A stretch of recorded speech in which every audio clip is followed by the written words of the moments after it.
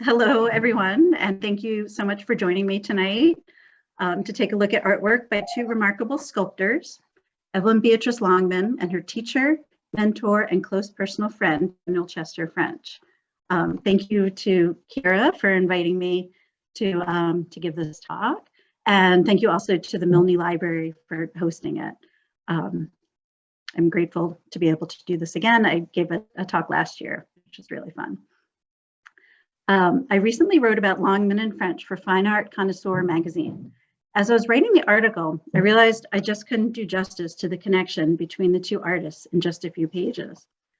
So I created an online exhibition available through Chesterwood's website to further explore their relationship as illustrated by objects in Chesterwood's collection and photographs in the Chesterwood archives, which are now at Chapin Library, Williams College. I hope this talk will take things even further, because through the beauty of our digital age, we can compare and contrast works by both sculptors and continue to think about their influence upon each other. For, as you will see, it is more than simply a case of master and protege. Their relationship was mutually beneficial, and it played out in their correspondence, as well as in the objects they created. And as Kira mentioned, today we celebrate International Women's Day, which, if you're not familiar with it, it's a global holiday celebrated annually on March 8th to commemorate the cultural, political, and socioeconomic achievements of women. So I think it's very apt that we are celebrating Evelyn Longman today. Mary Evelyn Beatrice Longman was born on a farm in Winchester, Ohio, which is a tiny town along the southern border of the state. She was born in 1874, which is the year that French's first public commission, his monumental Minuteman, was dedicated with great fanfare in Concord, Massachusetts. Longman was one of 6 children, and her family was quite poor, and she wound up leaving school early to work in a dry goods store.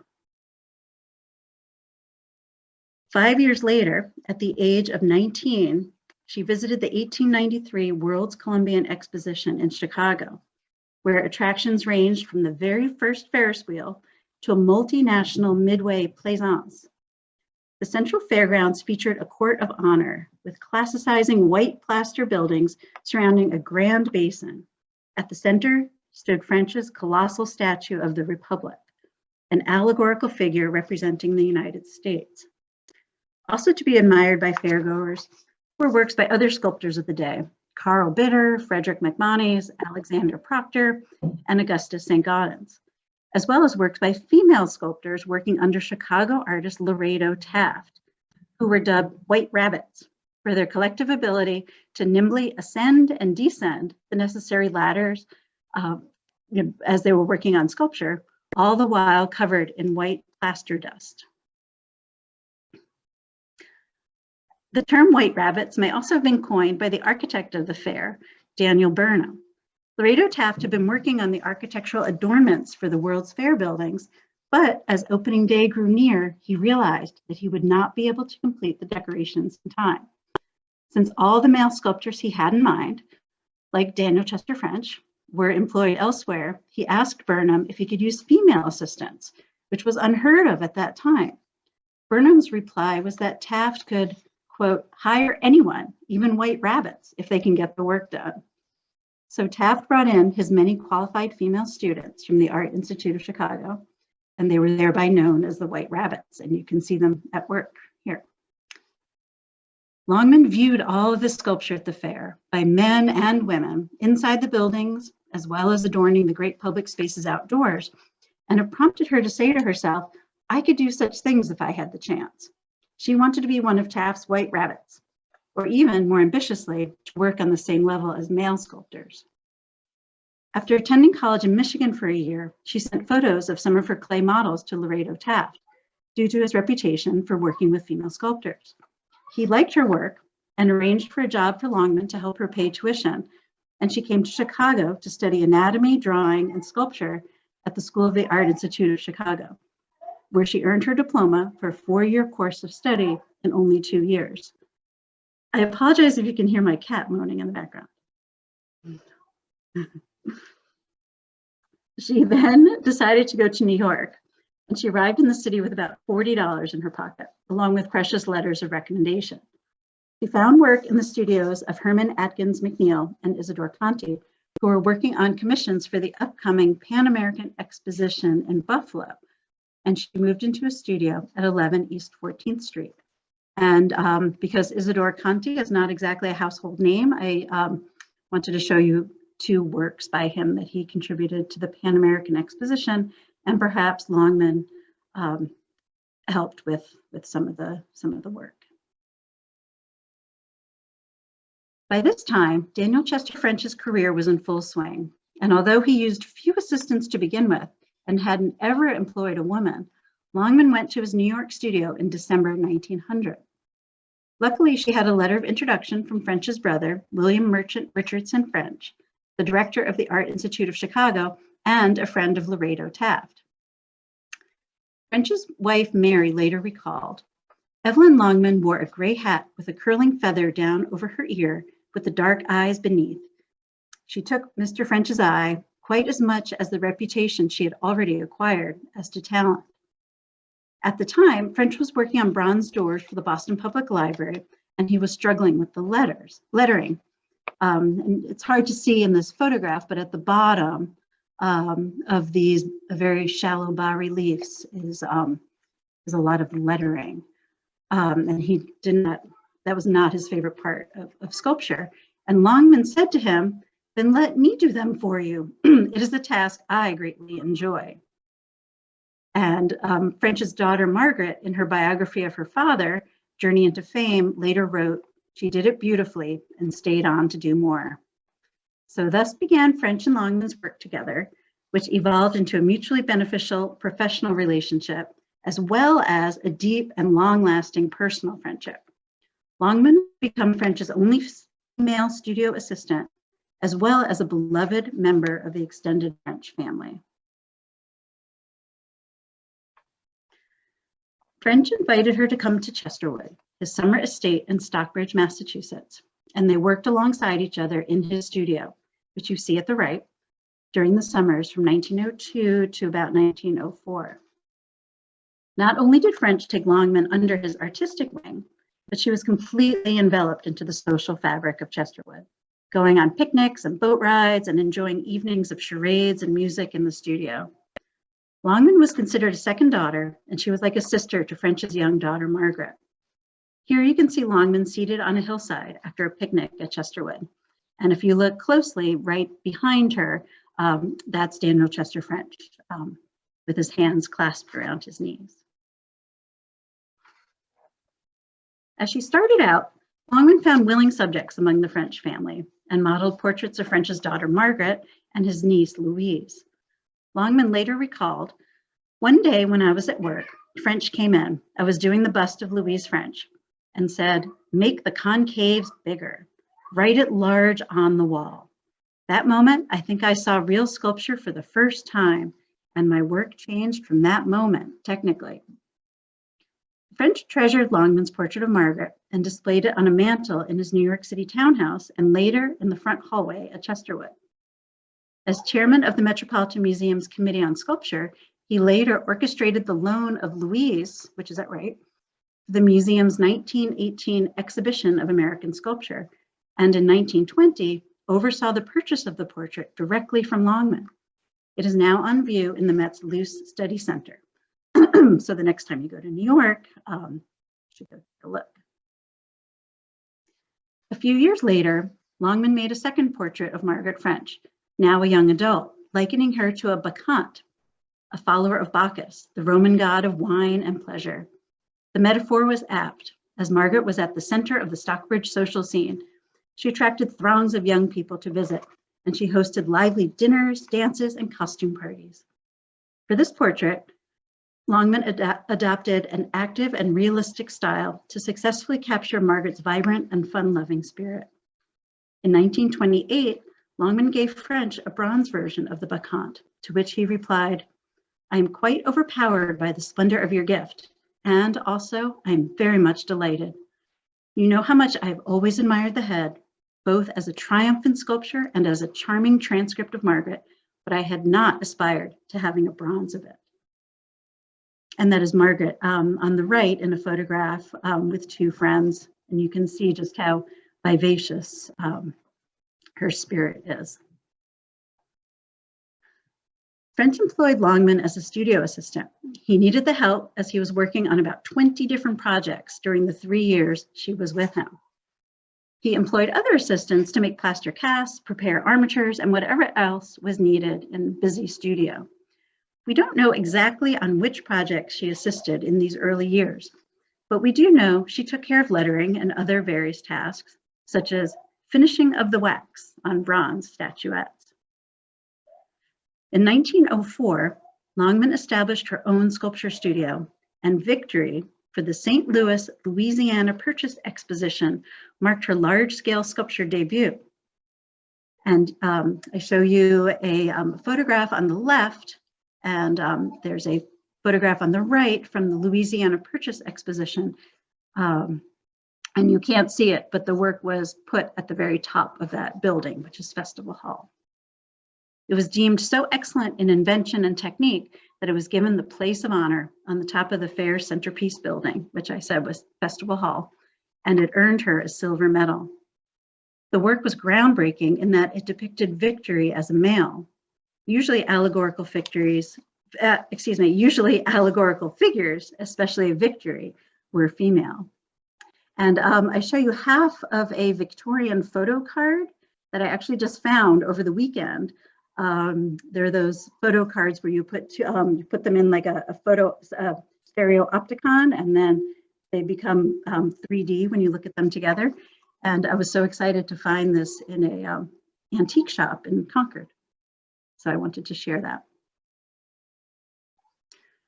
In 1904, after this great accomplishment, Longman had bronze reductions cast, of which she must have been very proud. You can see the figure of victory behind her in this later portrait by the artist Ivan Olinsky. In 1912, French oversaw the acquisition of one of the bronze reductions for the Metropolitan Museum. And that's another thing you can go see the next time you go to New York. It is on view in the American Wing.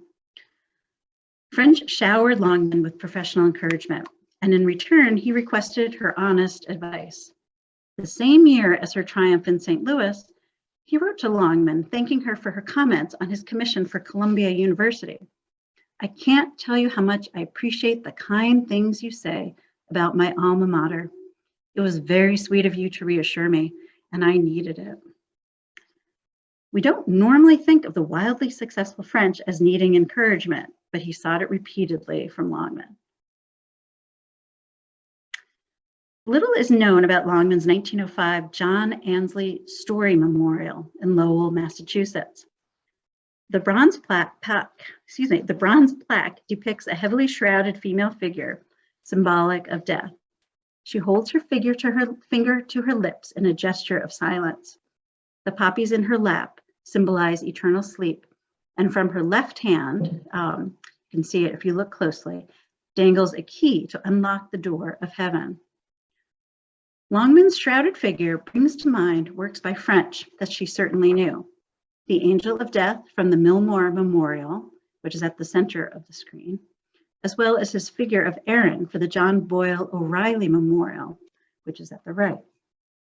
While French's figures are swathed in classical drapery, Longman has attired her figure in Roman battle garments. And something else I just found recently is this wonderful photograph of the actress Hedwig Reiss. And this is a photograph from a women's suffrage pageant in 1913, and she is attired as Columbia, which is the female personification of the United States. So it's, I just thought this is kind of a neat comparison because they're both wearing this Roman dress. You can see I'm pretty transfixed by the story memorial. I think it also might remind you of the work of French's friend and colleague, Augustus SaintGudens. His mysterious yet timeless Adams Memorial, which is over at the right, installed in Washington, D.C.'s Rock Creek Cemetery in 1891, was commissioned by author Henry Adams as a memorial to his wife, Marian Adams, who had suffered from depression and took her own life. The figure was intended to be androgynous and ambiguous, neither triumphant nor downcast. And I think similarly, Longman's story memorial is also quite mysterious and references the afterlife without sentimentalizing grief. Also notice that SaintGudens' silence, which is at the center, uses that gesture of the finger to the mouth. This was a work from 1874 that had been commissioned for a member of the New York Masonic Order. And at the left is Lorado Taft's Eternal Silence. And remember, Lorado Taft was Longman's teacher, and this is actually later. It's from 1909. The story memorial is a little bit earlier. So I think it's interesting to see this interplay among these different sculptors. Eternal Silence is at Graceland Cemetery in Chicago, and it's a memorial to a man named Dexter Graves, who had led 13 families from Ohio out to Chicago to settle. So here she is again, compared with Auguste Préaut's enigmatic Le Silence, which also features the symbolic gesture of the putting the finger to the lips to indicate silence. Found in the Jewish section of Père Lachaise Cemetery in Paris, the sculpture marks the grave of Jacob Robles, who was born in Haiti and died in Paris, but little else is known about him. So I think all of these works are sort of equally haunting and mysterious and somber, and I like the interplay. I'm not sure if Longman would have known this sculpture directly, but perhaps she had seen it. There was a widely distributed engraving by a French artist who goes by the name of Toulion. So as I said, sculptors often do borrow motifs and ideas from one another. One interesting influence that I'd love to show, one interesting instance is Charles Niehaus's 1925 World War I memorial for Des Moines, Iowa, which is at the right, clearly influenced by French's earlier Millmore Memorial, which is at the left. So I am personally very intrigued by this borrowing and adaptation of French's work, and I have not been able to determine if French was aware of the complement page of his original design, but I show it as an example of this sort of back and forth that not only happened between French and Longman, but was sort of in the air among sculptors all working at the same time in this classical tradition. French was so sought after that he was unable to accept every commission that came his way. He generously passed many commissions on to younger colleagues. In 1906, he gave Longman the commission for a memorial to Louise Wells, a Lowell, Massachusetts mill worker who had died in 1886. Longman eagerly accepted the challenge, and although it is said that she carved the 15-foot tall memorial herself in French's studio, I suspect it's more likely that she completed a working model in clay, which was then cast in plaster and sent to professional marble carvers. After the memorial was installed, French reminded the Lowell Committee that $2,500 was still owed to Longman. And he wrote to them, "You understand she gets all the credit for this monument. It has been a great pleasure for me to do what I could do to aid and abet her." Dedicated in 1907, Longman's memorial, which is at left, features an exhausted or sleeping mill girl slumped at lower left, holding a spindle in her hand as she is comforted by the angel of death. And at the right is French's later Russell Memorial in Greenfield, Massachusetts, which I find is similar to Longman's design, with the standing angel, wings cramped into the confines of the surrounding rectangular structure. And interestingly, instead of a figure in the lower left corner, French has replaced the figure who was symbolic of, I'd say, the sleep of death, with a stand of poppies, which are metaphorical for the eternal sleep of death. And here's one more in this sort of stretch. Also under French's supervision, Longman took on the Slocum Memorial, commissioned by the daughter of William H. Slocum, Mary Nichols. French reported to his sister in April 1909 that Miss Longman has been making a life-size figure in relief from my design for a monument. I am to go over it and put my impress on it presently. It is the angel of the darker drink. French often peppered his letters with quotes from literature, and here he references verses from the Rubaiyat of Omar Khayyam. And the verse goes, "So when that angel of the darker drink at last shall find you by the river brink, and offering his cup, invite your soul forth to your lips to quaff, you shall not shrink." The verse refers to the river of forgetfulness that in Greek mythology, souls crossing over to death in the underworld would drink from the river Lethe to forget all about their mortal lives. So recalling French's Melvin Memorial, which is at right, and you can see that they're quite close in time frame. The Slocum features a figure cut in shallow relief. Enormous wings surround the angel who peeks out from beneath a heavy shroud. And in her left hand, you can see she holds a cup. So this is the cup that is symbolic of the darker drink, the drink of forgetfulness.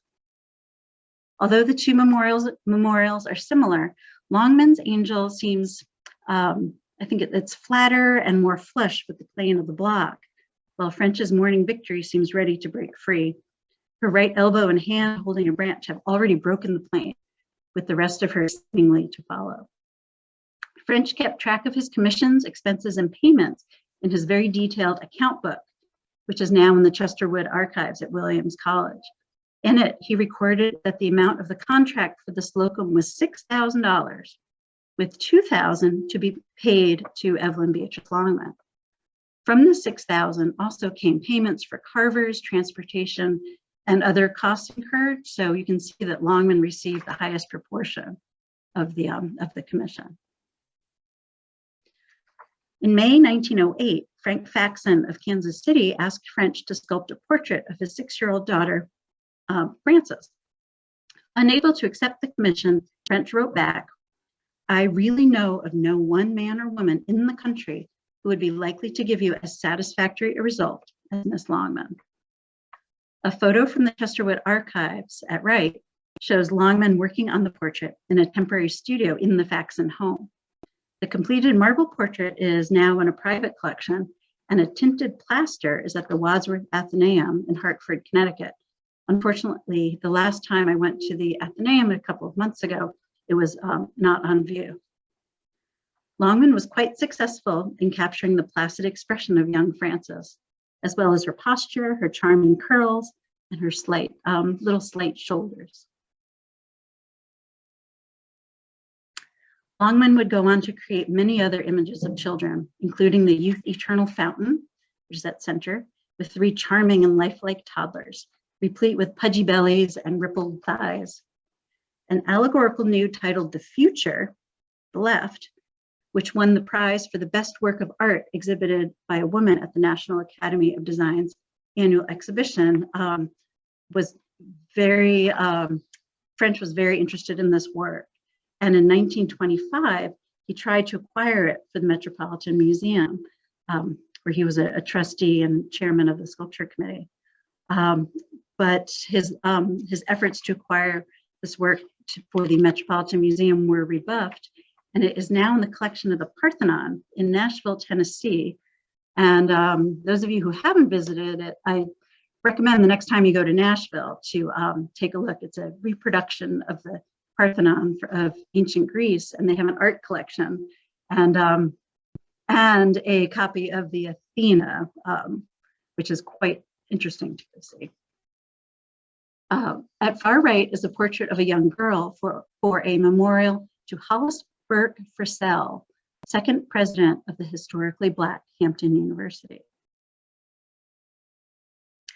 And I just show you a few works of children by French. He also created many works depicting young children, including the charming statue of Adelbert Thayer Alden, which he worked on in Cornish, New Hampshire, while visiting the artist colony established by Augustus SaintGudens.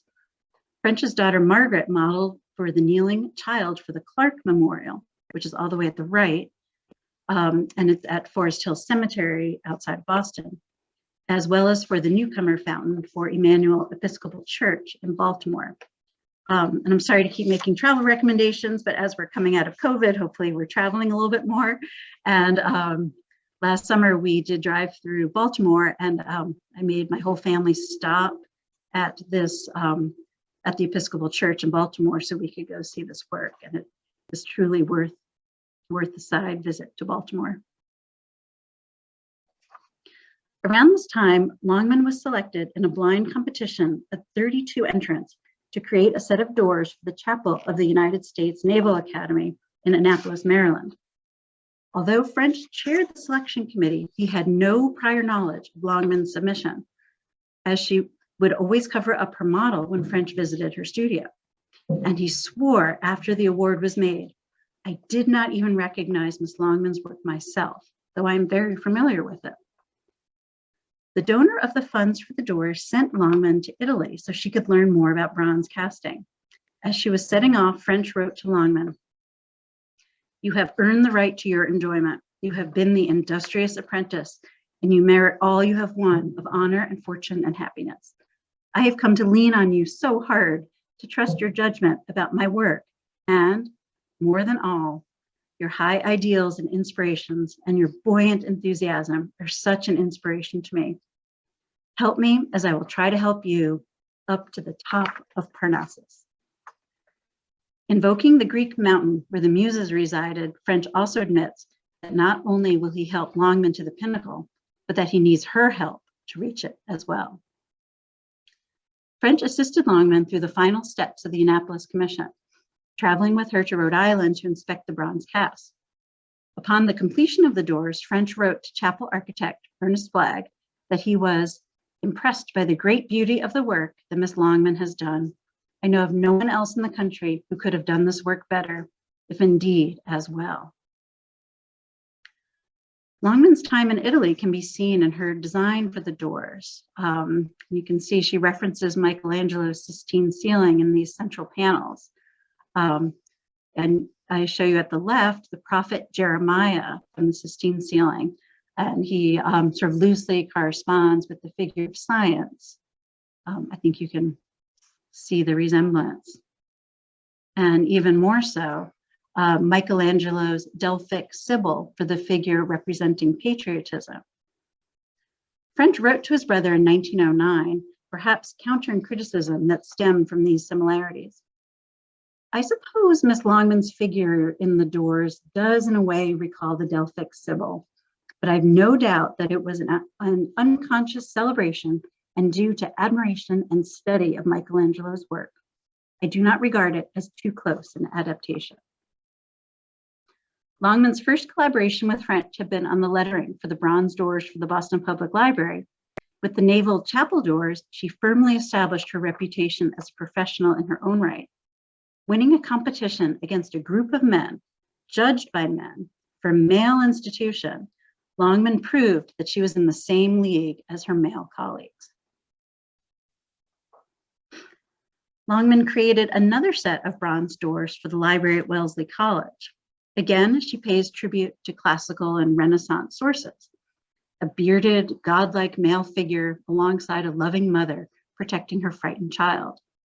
And I show you two more images from Michelangelo's Sistine ceiling. So I think she really studied that ceiling. Maternal figures cradling babies would recur in her work. And this one, I think on the far right, is particularly poignant. French was later commissioned to contribute a memorial of Alice Freeman Palmer, president of Wellesley, to the college's chapel. And at the left, you see an allegorical representation of Alma Mater, who is the taller figure, guiding her young student along the path of knowledge. So if you go to visit Wellesley, and I hope to go sometime soon, you can view both works, you can view works by both artists, and they are actually in quite close proximity to each other. In 1912, Longman entered and won an open and anonymous competition for a memorial to Senator William Boyd Allison of Iowa. Her ambitious design, which you can see the final work at left, included an 8-foot-high marble figure of the Republic, 6 bronze allegorical figures, and a bas-relief portrait of the senator on the base, sort of everything all at once. This would prove to be one of her most high-profile, ambitious, and lucrative commissions. French congratulated her in a letter that read, "Gosh, Eureka, congratulations. Billy B, gosh, girl, darn. Splendid, what a girl you are. So glad I know you. Wait till I catch you alone. Wow, wow, wow. The rest when I recover from the shock." Her seated figure may perhaps remind you of French's alma mater. But as I mentioned and I said before, well, when working in the classical tradition, sculptors often drew upon similar ideal classical precedents and motifs. They recycled poses, outfits, attributes, and other aspects of their designs. Sculptors often used the same models. For example, Hetty Anderson and Maurice Hunter and Audrey Munson were 3 very popular models of the day, and they traveled from studio to studio modeling for painters and sculptors. Sculptors also worked with many of the same architects who designed settings and architectural surrounds for monuments and memorials. For example, French introduced Longman to architect Henry Bacon. French and Bacon had collaborated on numerous commissions, and Bacon designed the Chesterwood residence and studio. Bacon was the architect for the Allison Memorial, and for Longman, joining forces with such an eminent architect was important for her career. It would bring her new commissions and prestige. Bacon would later be chosen to design the Lincoln Memorial, and both French and Longman would work with him on it. Architect Henry Bacon also designed the Court of the Four Seasons for the 1915 Panama Pacific Exposition in San Francisco. The centerpiece of the courtyard was Longman's figure of Ceres, and you can see that sort of gold angelic figure. It's easier to see at the left. French and his family visited the exposition as he too was exhibiting works of sculpture, including a work called Genius of Creation, and part of that is actually now on view in the Chesterwood studio. The photograph at the right is by French's daughter, Margaret, and you can see she was trying to be a little bit artsy with, I think, with the perspective. Around this time, French had had great success with a similar design, his allegorical figure of the Spirit of Life for Saratoga Springs, inspired perhaps by the famous winged victory of Samothrace. French would reprise this striding winged figure for other commissions, including the George Robert White Memorial in Boston's Public Garden. And the Spencer Trask is at the center, and she's quite shiny. She was restored recently, and the George Robert White is at the right. And it's interesting to compare them with Longman's Ceres figure at the far left. Longman's Ceres could also be seen as reminiscent of the Winged Victory. And actually a plaster cast of it was in the collection of the Art Institute of Chicago, and Longman might have seen it when she was working with Laredo Taft at the Art Institute there. So here you see French and Longman could have been drawing upon the same classical examples as well as playing off of each other's ideas. In October 1914, they stood together in the field below the Chesterwood studio, examining the final working model of French's Spirit of Life. And so these two photos were taken at the same time. One is French and Longman, and then the other is looking in the other direction at what they are looking at. French had written to his patron, Katrina Trask, just days before Longman's visit. The statue is entirely finished in plaster. I still have some work to do on it here and there. So I suspect he was most likely waiting for Longman's opinion before declaring it complete. Hard to tell, they both look like they still haven't quite figured it out just yet, but he would certainly be happy with it in the end. Both Ceres and the Spirit of Life combine classical tradition with 20th century dynamism. Ideal female forms are set in motion. Both of these works were very well received, and they were also prized by the sculptors. Building upon the success of Ceres and the Allison Monument, Longman's career really took off. She won a blind competition for a figure for the top of the Western Union Telegraph Building in New York. The details for the competition called for a seated figure of Zeus. So you can see she didn't exactly follow the brief. But she decided to submit something similar to her victory that we saw earlier. This should remind you of victory. French and 2 other judges chose Longman's proposed design, a 24-foot-high male figure wrapped in electric cables and grasping lightning bolts. Titled The Spirit of Communication and informally known as Golden Boy, and you'll see why in a second. It was a triumph of youthful energy, swirling lines, bravado, and motion.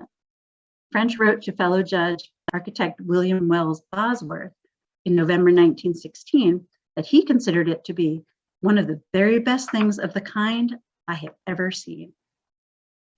The enormous Golden Boy, and you can see just how big he is in the photo at the left, which is of Longman in her studio. He towered over Lower Manhattan, where in addition to his watchful duties over the financial district, he was also a lightning rod. During the 1930s and 40s, Golden Boy graced the cover of every telephone directory sent to homes across the country. Although Golden Boy had become a Lower Manhattan landmark, he was removed in 1980 and reinstalled in the lobby of AT&T's new Midtown headquarters. So they moved uptown. After a stop in New Jersey, Golden Boy is now in Dallas, where it anchors the AT&T Discovery District. There he is. A new shopping and entertainment complex. It must be startling to come upon him at eye level when he was intended to be viewed from the bottom of a 29-story building. So you can see that Golden Boy's, that nickname is quite apt. Longman's Golden Boy reaches for the stars with youthful energy, and French's dying soldier of his Milton War Memorial, which I show you at right, holds his torch aloft with his last breath.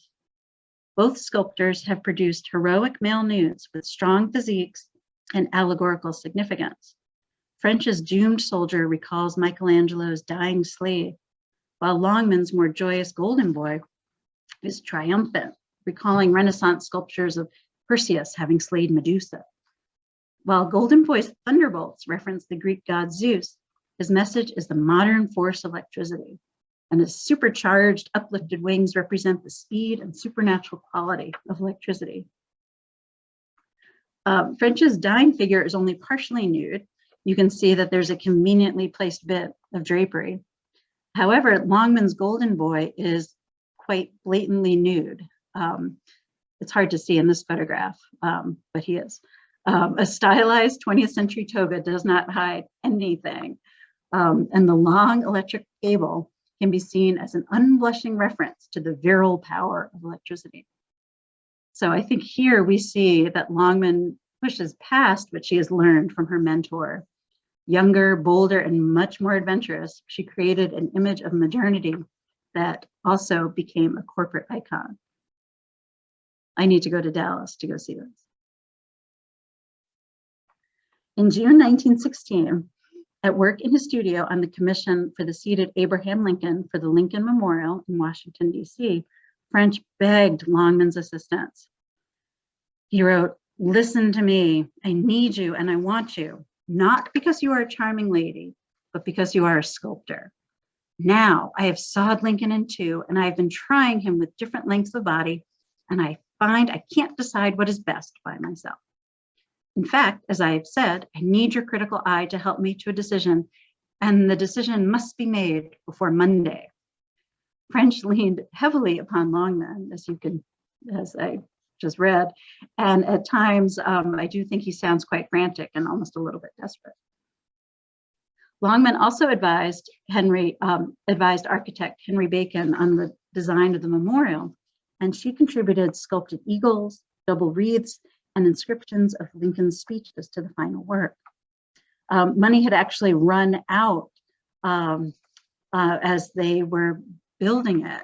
So they built the memorial and installed the sculpture, and they ran out of money, and Longman actually offered to do the little things, as she called them, such as the wreaths and ornaments, as a labor of love.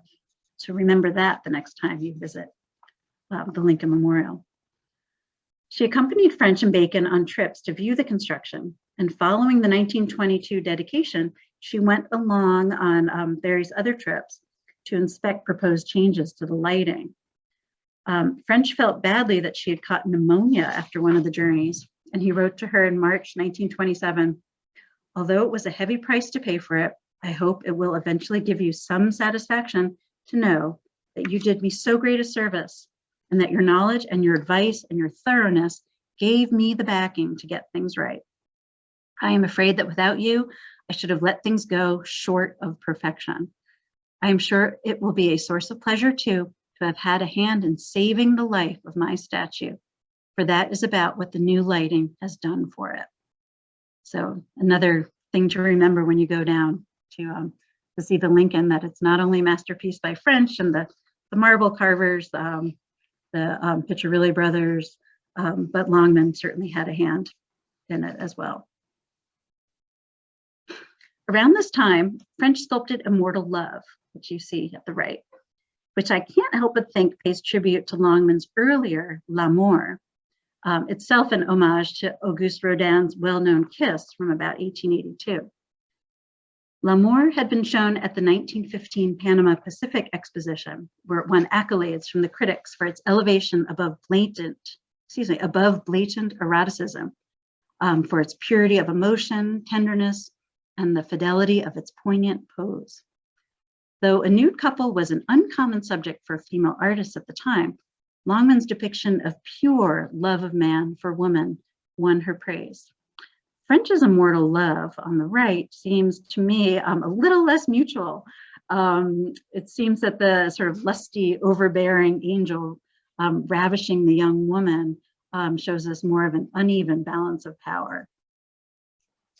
I wonder what was going through his mind. Another interesting comparison, which I was sort of surprised to come across, is between Longman's Ensign Family Memorial at the far left and a work called Nature, both of which I've not seen in person, but I know only from a catalog from a publication by scholar Marilyn Rabbits, who worked at the Loomis Chaffee archives, where Longman's archives and much of her work is. And so these came from a publication, but they reminded me so much of memory that I had to put them side by side. And at the far right, you see French's memory. French had made a small maquette of memory back in the 1880s, but then he set it aside. He came back to the work in 1909, finally sending it to be carved in marble in 1917. So if you let your eye kind of bounce back at the dates, you see that they're sort of intertwined. It's kind of a question of which came first. No letters that I've been able to find tell us who might have influenced who here, but I do think it's fun to see the work side by side and imagine the sculptors possibly responding to each other's works. Because as you know, they visited each other's studios and spent a lot of time together. In 1924, French recommended Longman to the Hartford City Commission for a memorial honoring Spanish-American War veterans. Perhaps in gratitude, Longman's design seems indebted to French's exuberant spirit of life that we saw earlier, as well as to his victory for the 1st Division Memorial, which is at the right, from about the same time. Both depict strong women signifying triumph with billowing drapery, armored bodices, and active stances, wings that seem capable of allowing flight. French was effusive in his compliments of Longman's work. He wrote to her, "Let me express my enthusiastic approval of the monument. The statue is splendid, full of spirit and go and power." And there it is at the left in Hartford. And French's 1st Division Memorial is actually very difficult to see. It's sort of clear here, but it's actually on the very tippy top of a high column in President's Park in Washington, D.C. By contrast, thankfully, and it was a surprise when I came across it, Longman's Spirit of Victory is at ground level. So you can literally stand there and just look straight at her. So I heartily recommend a trip to Bushnell Park in Hartford, it's not that far, to see it in all of its splendid glory. And I forgot to mention in the previous slide, at the left, you can see a model for one of those, the figures, one of the bas-relief figures. And there's also, I think, a smaller scale model. It's like a plaster, smaller scale model for the work at the right. So there's a lot of interesting things. And I think also, it's hard to tell, but it appears that there's actually a drawing that relates to the bas-relief, just to the left of it. So you can see it again there. The most evocative illustration of the close relationship between Longman and French can be seen in the portraits the two sculpted of each other. French's portrait of Longman portrays an attractive young woman. Her eyes are closed, her expression serene and mildly seductive. There is no indication at all of her being a sculptor. French later gave the marble to Longman as a wedding present, and two plaster versions are in Chesterwood's collection. French at first protested Longman's desire to make a portrait relief of him. "Why spend your strength upon rendering me immortal?" he wrote to her in July 1924. "Keep it for better things. I protest against your embarking in so elaborate a scheme with me as the basis." That is just so typical French. He finally acquiesced to posing in Longman's studio. The profile portrait includes bas-relief renderings of some of French's major works. And if you've been paying attention, you will recognize many of them back there, such as the Seated Lincoln, the Melvin and Millmore Memorials, the Minuteman, and even Immortal Love, which is just to the left of his forehead. While French's portrait of Longman lovingly focuses on her facial features and her beauty, Longman's shows French with a modeling tool in his right hand, a clear indication of his profession. And it seems to me that he is likened to an enthroned god as he surveys all his creations. And actually, that chair still exists. We have that chair at Chesterwood. It was sort of fun to come across that. The two sculptors continued to collaborate on commissions, now as equals as Longman achieved greater recognition. In 1917, French and Longman collaborated on the French and British War Commission Medal. The United States had entered World War I and quickly tried to coordinate the war effort with the European allies. The French and British delegations were given a spectacular reception in New York. And as part of the activities, the American Numismatic Society issued this commemorative medal. It's much tinier than it looks. French designed the front, which is at the left, Victory wearing a helmet decorated with lilies of France, oak leaves of Great Britain, and pine of the United States. And Longman designed the reverse, an allegorical group of three standing figures, Liberty holding the sword at the far right, so representing the United States, greeting figures of Joan of Arc, representing France, and a medieval knight representing England. The medal itself is probably about that big. And finally, not quite a collaboration, but on French's suggestion, Longman submitted a design for a companion piece to his earlier alma mater and student at Boston's English High School. Upon selecting Longman for the commission, the school director, Walter Downey, wrote to French that her design for Service to Mankind, which is at the left, blends completely with the general spirit of your group.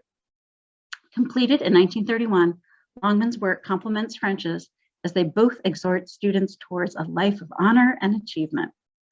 Longman's heroic soldier and exhausted youth provide a counterpoint to French's optimistic student in the allegorical alma mater. And here they are in a photograph today.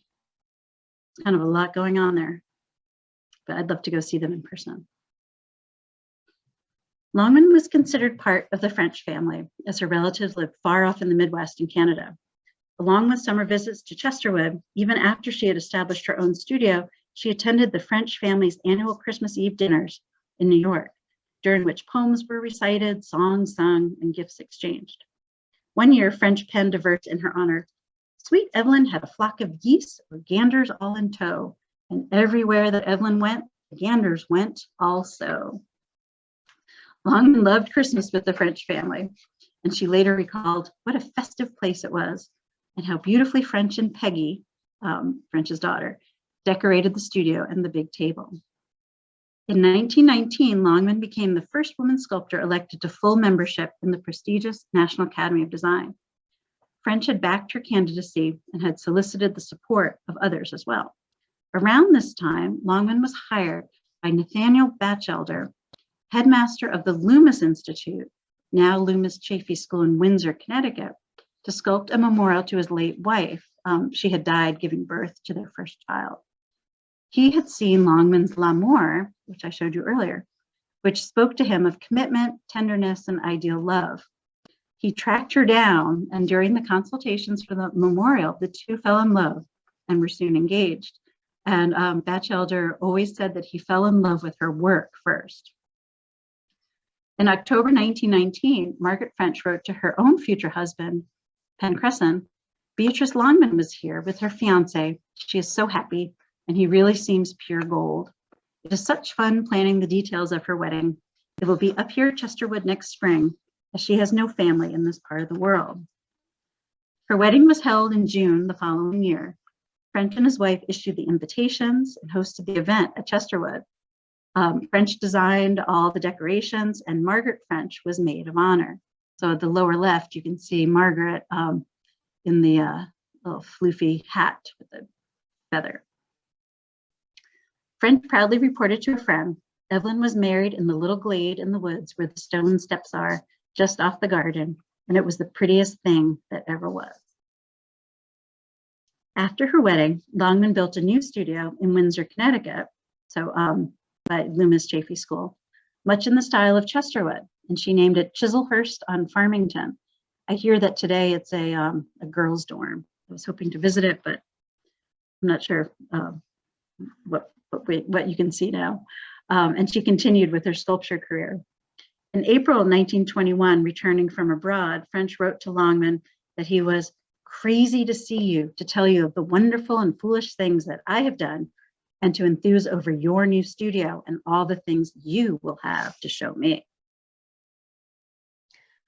By 1929, French was 79 years old, but still accepting commissions here and there. In July of that year, he wrote to Longman to express his thanks to her for saving my life.